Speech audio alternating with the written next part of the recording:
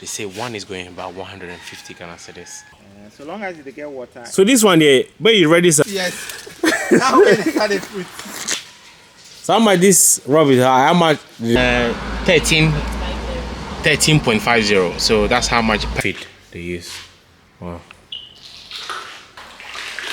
Wow. And you know what? If you live in Tema, especially 25, 26, Dowenya area, guys, the traffic in the morning is mayhem. So just be very mindful. You know, the best time to leave the house is probably before 6 o'clock, and also after 11, and then also after 8 p.m. in the evening. It's, especially if you're coming from Tema or Accra, do not leave about 5 o'clock. The traffic is ridiculously crazy. Well, I'm at the 25 junction now, driving to Mr. Blink's, you know, where they do the amazing wachi and restaurants. Well, guys, let's get it. I want to start my day with some coconuts. I have the guy at the Mr. Blink's. I don't know if he's still there, but let's see if I can get there. Well, I'm in the traffic at the moment. It's going slowly. I'm probably driving even under 10 miles per hour. So, guys, that's how crazy the traffic is. This place here, where Top Oil, just by the ST junction, there's a lot of ATM. So if you want to cash out money using Visa or a Revolut or Monzo, you can definitely cash it here.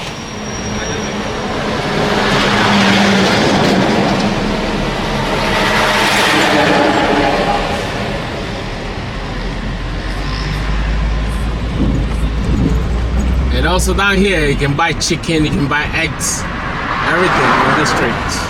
You can buy cement, you can buy almost everything on Ghana Road, especially when it's a heavy traffic like this.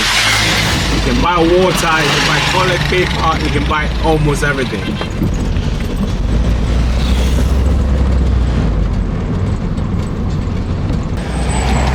The weather in Ghana at the moment is about 28 to 30 degrees. It's late October. There's two massive shopping malls on this street here. I mean, Tema Road. So there's a Melcom, it's a department store. They do like household electrical stuff, and then they also have a Palace. Palace is like a supermarket where you can get almost everything, like meat, you know, halal stuff, and vegetables and everything. I'll see if I'll get to that junction, but I'm not sure. But there's a Palace mall here, so yeah, check it out. There's a lot of places that you can eat and drink on this place. So, I mean, on this road. And there's also garages along the street. And to be fair, it's actually a nice area, like a lot of expensive houses here. There's a TDC properties around here, so, you know, yeah, check it out.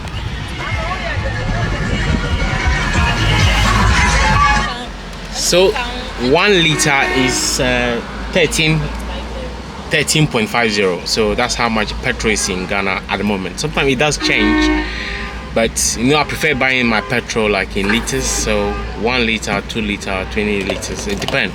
I just prefer that way because, you know, so I know that this is how much I use during the day. I'm in 25 junction now, so check it out.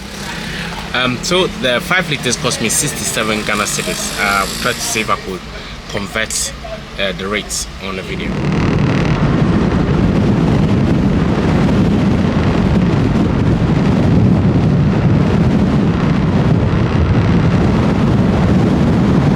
Guys, guess what my friend got since farm? My friend got pomegranate. Can you believe you can actually start your farm in a house? Look, this is amazing. Look at this one. This one is actually ripe. I don't know if Bennett will give me this, but I'll leave this one for next time. Look at the mangoes as well. Look, it's fresh organic mango. And look at the chicken farm. Look at the chickens, they're walking around. Look at the farm. Hello, chicken. Chicken, say hello to the camera. Look, I'll put my friend's details in a video if you want some advice how to start a farm. You know, you can contact him. I believe he'll probably charge you consultation fee, you know. yeah, amazing. It's a small, medium farm. You have tomato, onions, everything in a farm. So guys, yeah, they have coconuts. There's different type of coconut you buy. Yeah, we had a nice chat. So I'll continue my day. I'll put the details. So if you want to contact him, let me know in the comment section. To produce this ones alone, this ones, you know, they hear a lot of this, like the medication they give to these people, like the one I get. If they breed this one, them nankasa delay them eggs, and they sit, then they hatch, then they lay the next. Okay. So eventually we'll have a lot of stock, just for make sure say you will prevent inbreeding. Then eventually you will get like more. So you then hear less feed. Because then they feed the guava. Guava like cabbage, yeah. Then be very resistant to a lot of diseases. Then listen, you know they hear now the vaccine and all those things. But all like those ones then. This ones forgive them, challenge consistency for watch them. This ones, like this ones where they here, like by this time a lot of them get disease already. You plant them. Oh, this one so far we catch like we did a fish or so much inside. Wow. So long as they get water. So this one here, but you ready serve to chop it out? Right. I just know harvest. I get too much. So I just you get plantain all for here. That be like how they tell me, you know. So you see how they go. I can't clear the under. I just take off the weeds from the leaves from here to here so that aeration air will pass there. But under normal circumstance, this be how it for day. You hardly go do anything. Once it goes up, it will cover the ground, so you know we'll get any weeds. So how will you know it's time to harvest? Well, you feel one, you would the time, the date. You will check the date, 6 months. Okay. Secondly, you will pick calm, then dig the to check whether it grew on.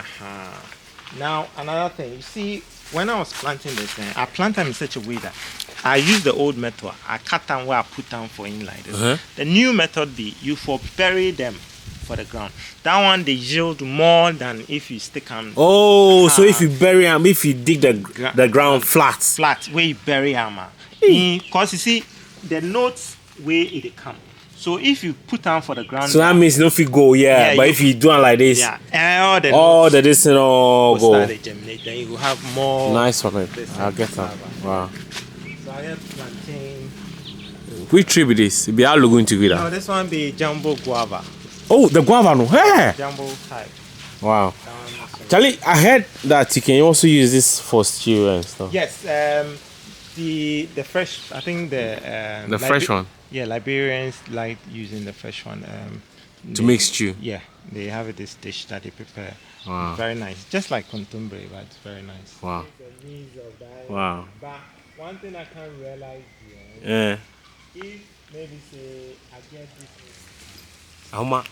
This is 3 or 4 months. So wait right now, it be 6 years. Now when it started fruit. Hello, chicken. Another thing we use lactic acid. Mm-hmm. I don't know. So you know they hear them as scent. But they spray them on the ground, so it will always be absorbed in our scent. Guys, this is the Catfish Farm. This is about 4,000 capacity, you know. This is actually a farm in the house, but I was told that there's a lot involved, like the amount of money they put in here to get these guys ready for harvesting. You know, maybe I need to come here and talk to my friend properly, but this is a catfish farm. You can actually do this farm in the house. It's just going to show us the feed they use, so it's going to feed them. So this is some of the feed they use. Wow. Oh my god. Wow.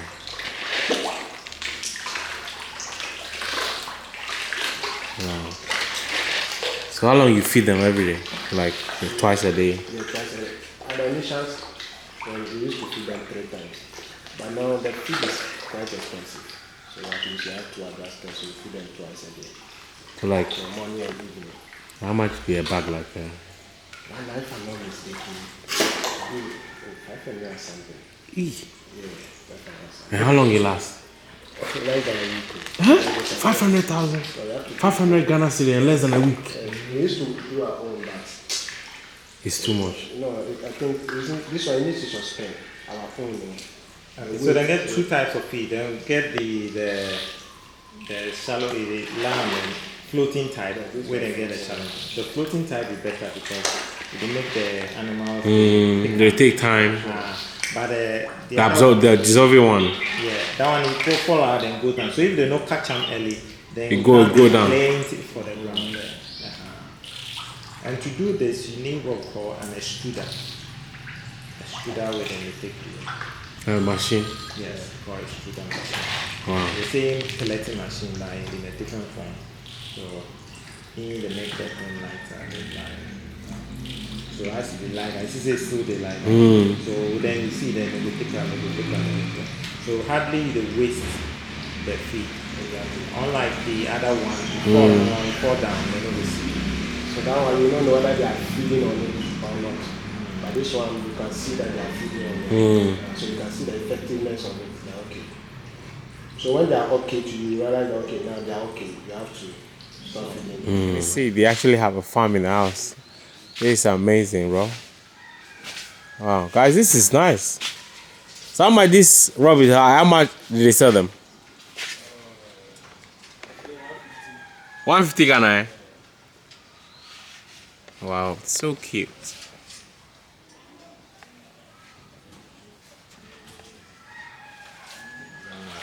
So this one is a 200 like 500 capacity. So this one will be the same draining process now. Yeah. So this one, you start the machine like within a minute. Once you dry, for go inside, clean quickly. Yeah, sometimes you can enter and be stirring it so that it will mix with the water. Okay. And then it will go. Oh, I Once see. that is not good, there is a hole there. You use sponge to clean inside.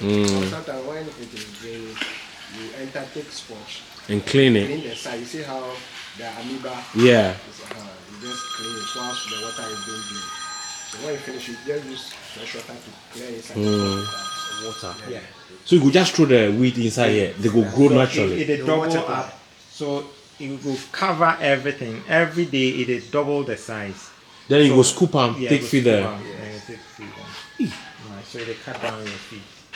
So why you growing? You farming, you are learning. Wow. I will send to my. This is amazing. Guys, can you actually believe they start a farm? So this is a catfish, about 500 capacity. So they have like a feed that's been growing. They call it like a dark weed. They're growing it to feed the catfish. Then here they have a rabbit farm. These rabbits, quite a lot of them. They say one is going about 150 Ghana cedis. You can see how farming is lucrative, but you know, they were telling me it's quite involving. So if you're into farming, I believe you have to do your research before going into farming, but I will strongly recommend you do it anyway, because you know. So this is the 4,000 capacity. That's how it look like. That when you come here, this is how the catfish actually began breeding. Look.